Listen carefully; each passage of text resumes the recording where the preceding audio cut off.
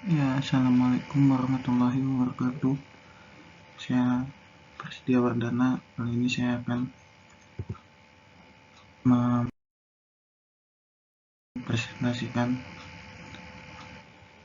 materi tentang database. Nah, berikut isi materinya. Ada normalisasi database, tujuan normalisasi, dampak dari kesalahan database, dan cara menormalisasi database.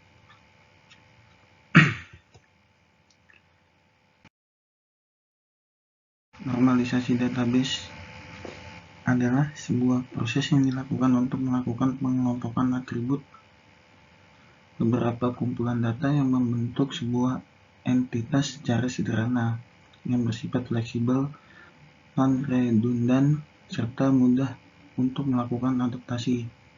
Hasilnya adalah pembuatan database dengan kualitas yang baik serta bisa dipertanggungjawabkan dengan benar.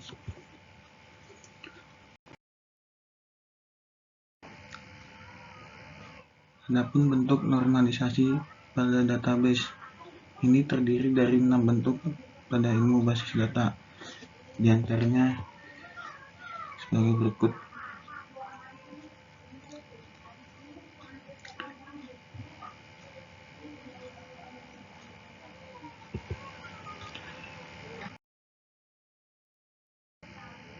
Ya, ini tujuan normalisasi database. 1. Menghilangkan dan mengurangi redundansi data.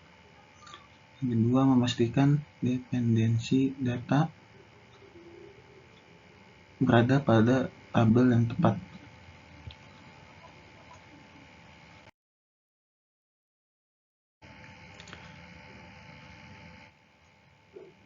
Jika sebuah database belum dinormalisasi, kemungkinan terburuk yang akan merugikan sistem adalah insert anomali, yaitu situasi di mana tidak memungkinkan untuk memasukkan beberapa jenis data secara langsung di database.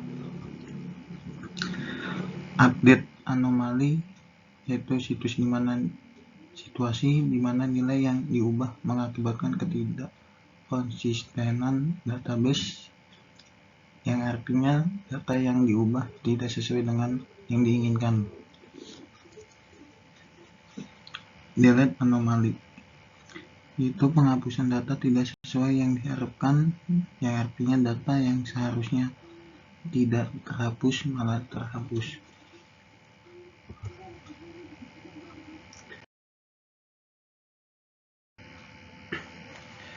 Ini bagaimana cara melakukan normalisasi database. Untuk melakukan normalisasi database, kita harus mengidentifikasi data seperti apa yang akan disimpan. Sebagai contoh, saya punya data dari stroke penjualan. Saya ambil contoh data stroke penjualan karena data ini yang paling umum di sekitar kita. Ini contohnya.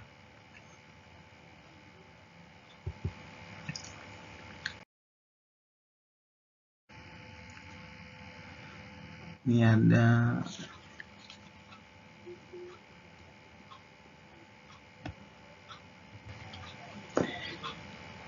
ada bentuk dari database, ada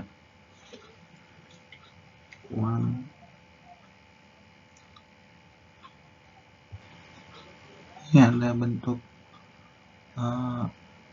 normal form, yaitu first normal form. Suatu tabel dikatakan first normal form jika dan hanya jika setiap atribut dari data tersebut memiliki nilai tunggal dalam satu baris.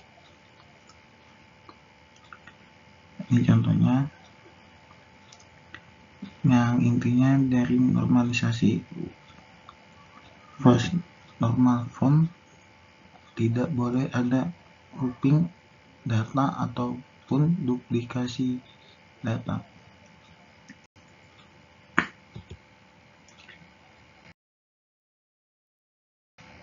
Ini ada second normal form.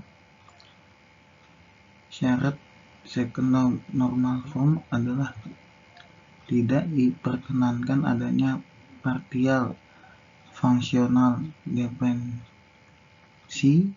kepada primary key dalam sebuah tabel. Fungsional dependensi adalah setiap atribut yang bukan kunci bergantung secara fungsional terhadap primary key. Intinya adalah pada tahap normalisasi second normal form ini, tabel tersebut harus dipecah berdasarkan primary key sehingga bentuk normalisasi second normal form dari tabel tersebut adalah sebagai berikut. Ini contohnya.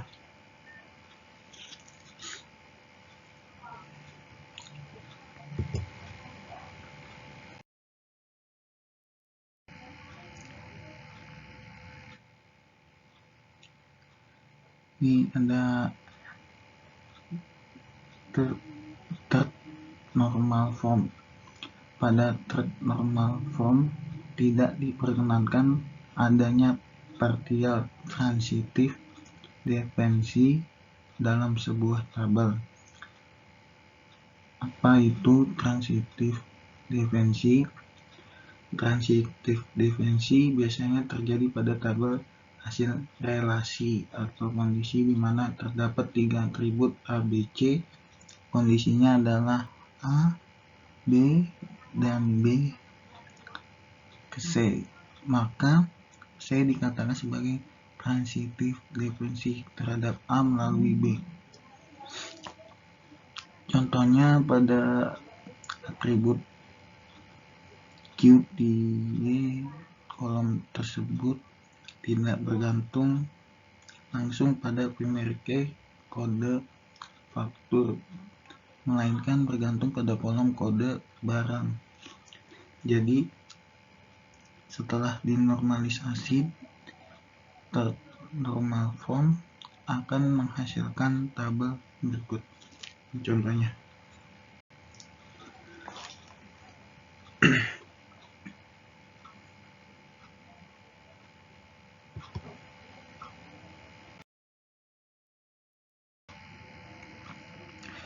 Dari gambar tabel di atas dapat dilihat pada tahap normalisasi third normal form menghasilkan satu tabel baru dari hasil pemecahan tabel transaksi, yaitu tabel detail barang yang isinya menampung barang-barang yang dibeli.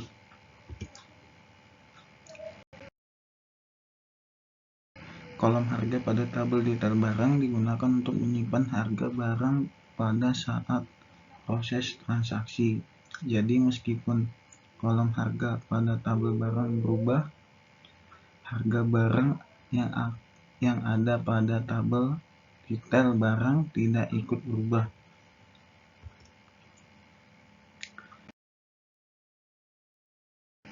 Ini ada BCNF atau boycott normal form yang terbentuk dari sebuah proses remove multi-value dependent yang bisa terjadi jika masih ada anomali yang terbentuk pada third normal form. Hal itu bisa terjadi karena hubungan pada bentuk terkait mempunyai sekitar lebih dari satu kunci kandidat.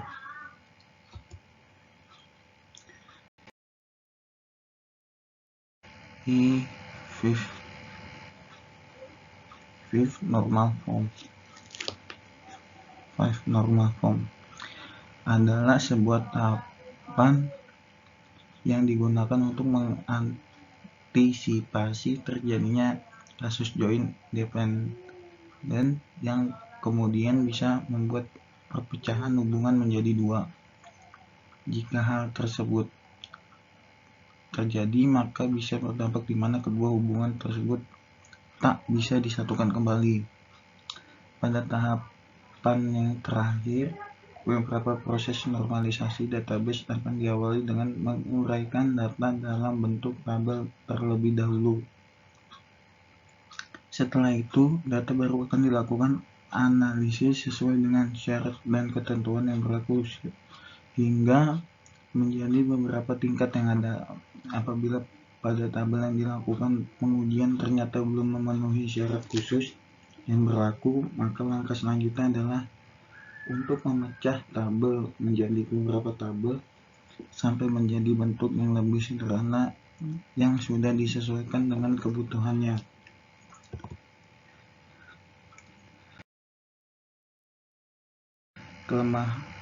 Ini ada kelemahan dari Six Normal Form, yaitu proliferasi tabel yang diperlukan untuk mempresentasikan informasi pada suatu entitas. Jika sebuah tabel dalam five normal form memiliki satu kolom primary key dan n attribute, mempresentasikan informasi yang sama dalam six normal form akan memerlukan n tabel.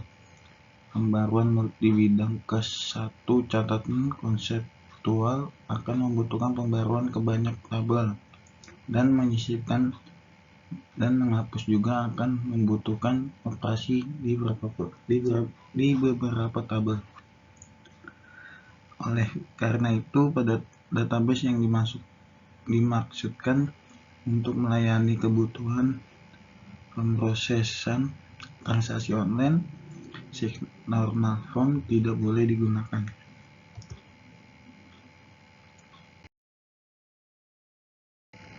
Namun di gudang data yang tidak mengizinkan pembaruan imperatif dan dikhususkan untuk query cepat pada volume data besar atau DBMS tertentu menggunakan representasi Six Normal Form internal dikenal sebagai penyimpanan data berbentuk kolom.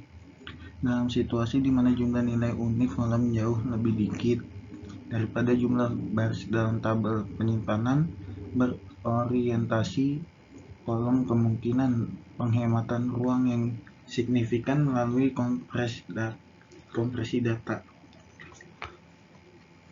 Penyimpanan kolom juga memungkinkan eksekusi query rentang dengan cepat, misalnya menampilkan semua rekaman dengan kolom tertentu antara X dan Y atau kurang dari X.